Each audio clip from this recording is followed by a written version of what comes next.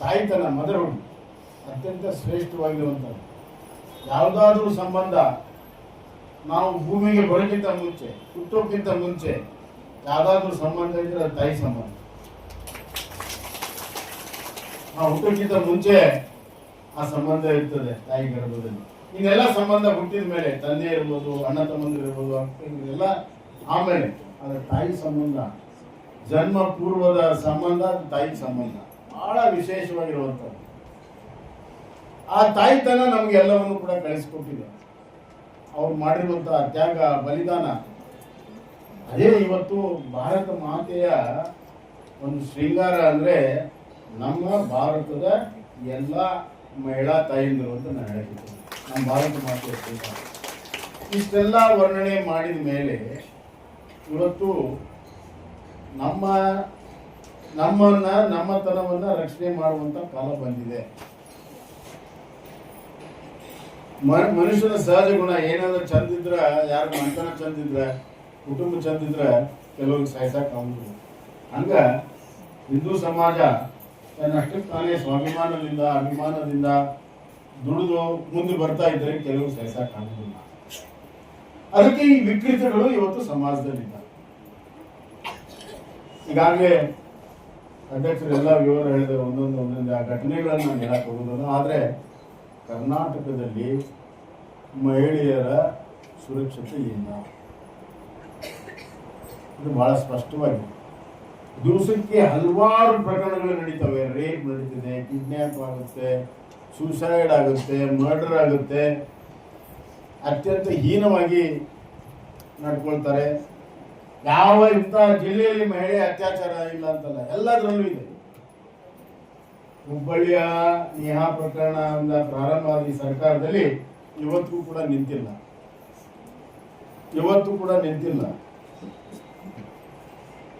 ಇದರ ವಿರುದ್ಧ ಒಂದು ಸಾಮಾಜಿಕ ಜಾಗೃತಿಯನ್ನ ನಾವು ಮಾಡಬೇಕು. ಮಹಿಳೆಯರಿಗೆ ತಿಂಗಳಿಗೆ 2,000 ಕೊಟ್ಟು ಅವ್ರ ಬಾಯಿನ ಮುಚ್ಚಕ್ಕೆ ಸಾಧ್ಯ ಇಲ್ಲ. ಅದರಿಂದ ಅವ್ರ ಬದುಕಿಗೆ ಏನು ಪ್ರಯೋಜನ ಇಲ್ಲ. ಅವರ ಸ್ವಾಭಿಮಾನವನ್ನ ಖರೀದಿ ಮಾಡುವಂತ ಪ್ರಯತ್ನ ಸರ್ಕಾರ ತಿಂಗಳಿಗೆ 2,000 ಕೊಡೋ ಮುಖಾಂತರ ಮಾಡ್ತಾರೆ. ಒಂದ್ ಕಡೆ ಅವ್ರ ಮೇಲೆ ಅತ್ಯಾಚಾರ, ಅನಾಚಾರ ಮಾಡುವಂತದ್ದು, ಕೊಲೆ ಮಾಡುವಂತದ್ದು, ಶಾಲಾ ಮಕ್ಕಳು, ಹೆಣ್ಮಕ್ಳು ಸುರಕ್ಷಿತವಾಗಿ ಮನೆಗೆ ಬರೆದಿರುವಂತದ್ದು, ಕೆಲಸಕ್ಕೆ ಮಾಡುವಂತ ಮಕ್ಕಳು ಮನೆಗೆ ಬರೆದಿರುವಂತ ಒಂದು ವಾತಾವರಣ ನಿರ್ಮಾಣ ಮಾಡಿ ನೀವು ಇಟ್ಕೊಳ್ರಿ 2,000 ರೂಪಾಯಿ ಅಂತಂದ್ರೆ ಅದಕ್ಕೇನಾದ್ರೂ ಬೆಲೆ ಇದೆಯಾ?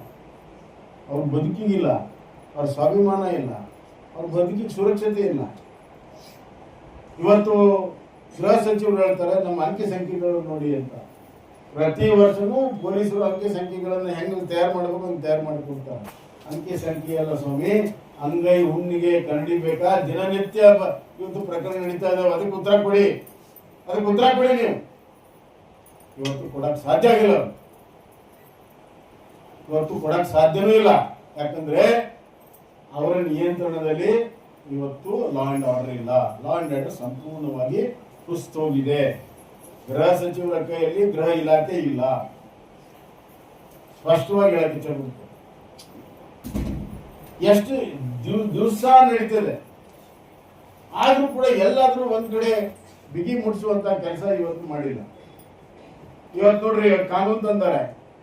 ಯಾರಾದ್ರೂ ಇದ್ದಂಗೆ ಮಾತಾಡಿದ್ರೆ ಅವ್ರನ್ನ ಒಳಗೆ ಹಾಕ್ತೇವೆ 10 ವರ್ಷ. ಅದ್ರ ಬದಲು ಮಹಿಳೆಯರ ಸುರಕ್ಷತೆಗಾಗಿ ನೀವೇನು ವಿಶೇಷ ಕಾನೂನು ತಗೊಂಡ್ಬನ್ನಿ. ಕೇಂದ್ರ ಸರ್ಕಾರ ಇವತ್ತು ಮಹಿಳೆಯರ ಸುರಕ್ಷತೆಗಾಗಿ ನಿರ್ಭಯ ಯೋಜನೆಯಲ್ಲಿ 100 ಕೋಟಿ ರೂಪಾಯಿ ರಾಜ್ಯ ಸರ್ಕಾರಕ್ಕೆ ಕೊಡ್ತದೆ. ಆದರೆ ಅದನ್ನು ಸದುಪಯೋಗ ಮಾಡಿಕೊಳ್ಳುವಂತ ಕೆಲಸ ಇವತ್ತು ರಾಜ್ಯ ಸರ್ಕಾರ ಮಾಡ್ತಾ ಇಲ್ಲ. ಕೇಂದ್ರ ಸರ್ಕಾರದ ಸಂಜೀವಿನಿ ಯೋಜನೆ ಮಹಿಳಾ ಸಂಘಕ್ಕೆ ಕೊಡುವಂತದ್ದು ಅದು ಸಂಪೂರ್ಣವಾಗಿ ನಿಲ್ಲಿಸಿದ್ದಾರೆ.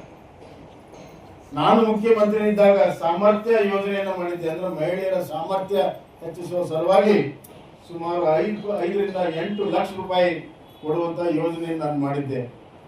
ಪ್ರತಿ ವರ್ಷ 1 ಲಕ್ಷ ಮಹಿಳಾ ಸಂಘ ಕೊಡಬೇಕು ಅಂತ ನಾನು ಮಾಡಿದ್ದೆ. ಅದು ಸಂಪೂರ್ಣವಾಗಿ ನಿಲ್ಲಿಸಿದ್ದಾರೆ. ಒಂದು ಒಳ್ಳೆಯ ಮಧ್ಯಾಹ್ನದ ಊಟ ಮಕ್ಕಳಿಗೆ ಕೊಡ್ತಾ ಇಲ್ಲ, ಒಳ್ಳೆಯ ಊಟ ಅಂಗನವಾಡಿ ಟೀಚರ್ಗಳಿಗೆ ಕೊಡ್ತಾ ಇಲ್ಲ. ಅದರಲ್ಲಿ ಭ್ರಷ್ಟಾಚಾರ ಇದೆ. ಅತ್ಯಂತ ಕಳಪೆ ಮಟ್ಟದ ಊಟವನ್ನ ಇವತ್ತು ಮಕ್ಕಳಿಗೆ, ಅಂಗನವಾಡಿಯ ಟೀಚರ್ಗೆ ಇವತ್ತು ಕೊಡ್ತಾ ಇದ್ದಾರೆ. ದೊಡ್ಡ ಭ್ರಷ್ಟಾಚಾರ ಆದ ಹಗರಣ ಇದೆ.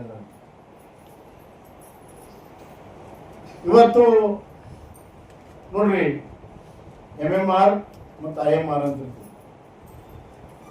MMR ಅಂತಂದ್ರೆ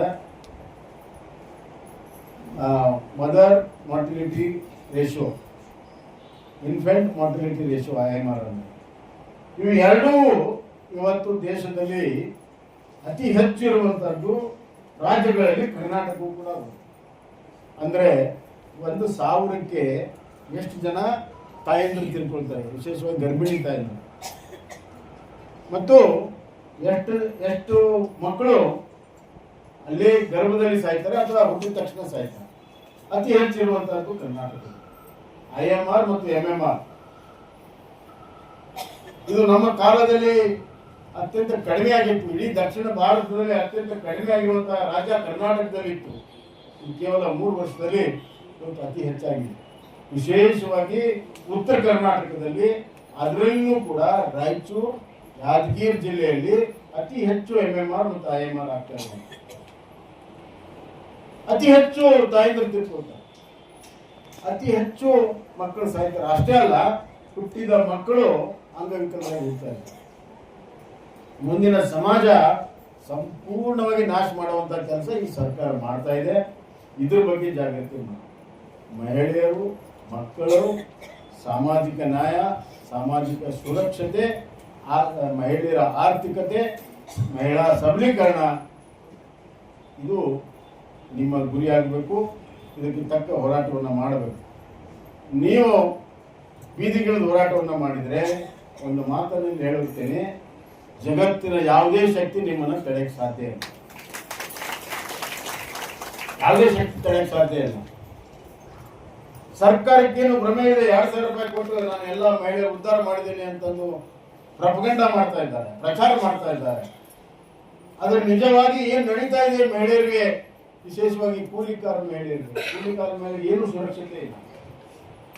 ಅವರಿಗೆ ಗರ್ಭಿಣಿ ಆದ್ರೆ ಅವ್ರಿಗೆ ಯಾವುದು ಸುರಕ್ಷತೆ ಇಲ್ಲ, ವರ್ಕಿಂಗ್ ಪ್ಲೇಸ್ ಸುರಕ್ಷತೆ ಇಲ್ಲ. ಹಲವಾರು ಸಮಸ್ಯೆಗಳು ಇವತ್ತು ದುಡಿಯೋ ಮಹಿಳೆಗಿದೆ. ಆದ್ರಿಂದ ಇದನ್ನ ಎತ್ತಿ ಹೋರಾಟ ಮಾಡುವ ಸಲುವಾಗಿ ತಾವೆಲ್ಲ ಏನ್ ಸೇರಿದಿರಿ, ಇಲ್ಲಿಂದ ಹೋದ ಮೇಲೆ ನಾವೆಲ್ಲ ಪ್ರತಿಯೊಬ್ಬರೂ ಕೂಡ ನೀವು ವೀರರಾಣಿ ಕಿತ್ತೂರು ಚೆನ್ನಮ್ಮ, ದುರ್ಗಾದೇವಿ ನೀವು ಮತ್ತು ಹಂಗ ಮಹಾಲಕ್ಷ್ಮಿ ಮಹಾಸರಸ್ವತಿ ಆಗ್ತಿರೋದು ನನಗೆ. ಮಹಾಲಕ್ಷ್ಮಿ ಮಹಾಸರಸ್ವತಿ ಆದ್ರೆ ಎಲ್ಲರೂ ಬಂದು ನಮಸ್ಕಾರ ಮಾಡಿ ನಿಮ್ಮ ಕಡೆಯಿಂದ ಆಶೀರ್ವಾದ ತಗೊಂಡು ಆಗಲೇ ಒಂದೇ ಮಾತಾಡೋದಂದಾಗ ಒಂದು ವರ್ಷ ಬಿಟ್ಟು ಹೋಗಿದ್ದನ್ನ ಈ ದುರ್ಗಾ ಅಂತಂದು ಹಾಡಿದ್ರಲ್ಲ, ಅದನ್ನ ಪರಿಪಾಲನೆ ಮಾಡ. ನಾವು ಅನ್ಯಾಯದ ವಿರುದ್ಧ ಮಾಡ್ತಾ ಇದ್ದೇವೆ, ಯಾವುದೇ ವ್ಯಕ್ತಿ ವಿರುದ್ಧ ಅಲ್ಲ. ಮನಿ ಒಳಗಷ್ಟಲ್ಲ, ಮನಿ ಹೊರಗೆ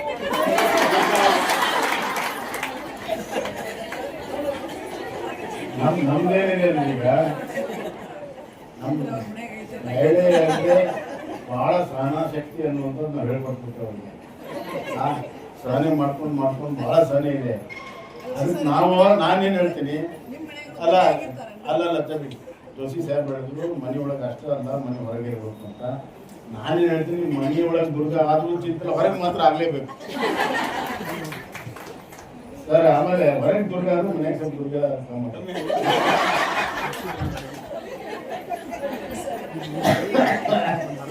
ಅದಕ್ಕೆ ನಾವೆಲ್ಲ ಸನ್ನದ್ಧರಾಗಬೇಕು. ಎಲ್ಲಿಂದ ಘಟನೆ ನಡೀತಿದೆ ಅಲ್ಲಿ ತಾವಿರ್ಬೇಕಂತ ನನ್ನ ಆಸೆ.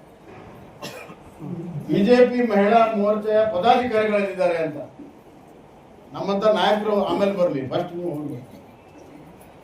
ನೀವು ಅಲ್ಲಿ ಹೋದ್ರೆ ವಾತಾವರಣ ಬದಲಾಗ್ತದೆ, ಅಧಿಕಾರಿಗಳ ಮೇಲೆ ಪ್ರಭಾವ ಬೇರೆ ಆಗ್ತದೆ, ನ್ಯಾಯ ಸಿಗ್ತದೆ. ಆ ನ್ಯಾಯ ಸಿಗುವಂತ ಕೆಲಸ ನಮ್ಮ ಕೈಯಲ್ಲಿದೆ. ನಾವು ನಿಮ್ಮ ಜೊತೆಗೆ ನಿಲ್ತೇವೆ, ನಿಮ್ಮ ಬೆನ್ನೆಲುಬಾಗಿ ನಿಲ್ತೇವೆ, ನಿಮ್ಮ ಜೊತೆಗೆ ನಿಲ್ತೇವೆ. ಇದೊಂದು ದೊಡ್ಡ ಆಂದೋಲನವನ್ನ ಮಾಡಿ ದೊಡ್ಡ ಪರಿವರ್ತನೆ ತರಬೇಕು. ಮುಂದೆ ಯಾವುದೇ ಸರ್ಕಾರ ಬಂದರೂ ಕೂಡ ಮಹಿಳೆಯರನ್ನ, ತಾಯಿಯಂದ್ರನ್ನ ಎಲ್ಲಿಯೂ ಕೂಡ ನಿರ್ಲಕ್ಷ್ಯ ಮಾಡಿರಬಾರ್ದು, ಅವ್ರಿಗೆ ಅನ್ಯಾಯ ಆಗಿರಬಾರ್ದು, ಅತ್ಯಾಚಾರ ಆಗಿರಬಾರ್ದು. ಅವರು ಈ ನಾಡಿನಲ್ಲಿ ಬಸವಣ್ಣ, ಕಿತ್ತೂರಾಣಿ ಚೆನ್ನಮ್ಮ, ಅಕ್ಕ ಮಹಾದೇವಿಯ ನಾಡಿನಲ್ಲಿ, ಶೃಂಗೇರಿ ಶಾರದಾಂಬೆಯ ನಾಡಿನಲ್ಲಿ ಅತ್ಯಂತ ಸುರಕ್ಷಿತವಾಗಿ ತಮ್ಮ ಕಾಯಕವನ್ನು ಮಾಡಿ ದೊಡ್ಡ ಸಾಧನೆಯನ್ನು ಮಾಡುವಂಥ ಕೆಲಸ ಕರ್ನಾಟಕದಲ್ಲಿ ಆಗಬೇಕು. ಆ ನಿಟ್ಟಿನಲ್ಲಿ ತಾವೆಲ್ಲರೂ ಕೂಡ ಆಗಬೇಕು. ಮೊದಲ ನೀವು ದುರ್ಗಾ ಆದರೆ ಅಂದರೆ ಮುಂದೆ ಶಾರದಾಂಬೆನೂ ಆಗ್ಬೋದು, ಮಹಾಲಕ್ಷ್ಮಿನೂ ಆಗ್ಬೋದು, ಮಹಾ ಸರಸ್ವತಿನೂ ಆಗ್ಬೋದು. ಧನ್ಯವಾದ.